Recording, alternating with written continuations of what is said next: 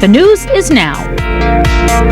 6 to 10, I suppose, but I can't tell you absolutely what someone else is going to consider inappropriate or not. So a lot of us concentrating on this timeline, trying to piece it all together. Scandals like this are not new, obviously not for Anthony Weiner, but what about the women in these scandals? Sydney Leathers, for example, what draws them to men like Anthony Weiner? Is it the power?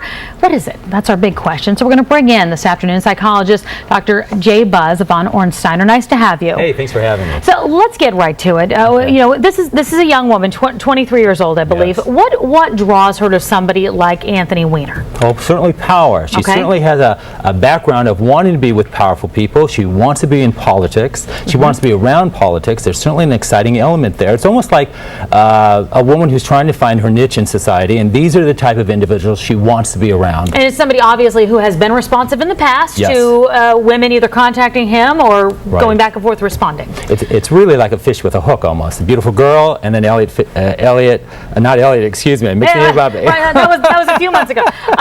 Let's talk about this though now, because there's a shift. The power has kind of shifted now. She's come forward. She is talking. Her pictures are everywhere. They have not been taken down, it looks like. Yes. There's a shift of power in all this. Right. That's what kind of makes this so fascinating and unfortunately more dynamic. You have Weiner, who many people feel is the seducer, the corrupter, but then you have this individual, the female, and as I meant, like the fish with a hook. But really, she's actually a switch of power. She becomes then the person who has more power because there's more at risk for Anthony Weiner. Why does she come out and why does she come forward at this point? We've seen what happens when a lot of these women do. Yes. They get books, they get reality shows, they get product deals, what have it, they become a brand. Yes. Is that why she comes forward? I'm sorry, I don't think it's to tell Huma Abedin I'm sorry. Right. We tend to look at these as possibly a personality disorder or a personality disorder traits where the person is manipulative. Sure. The person wants to maneuver. The person is really out for them. How they can maneuver, how can they get over, how can they stay in control, and how can they benefit and exploit the person who initially thought they were the seducer. It's a whole switch of power here.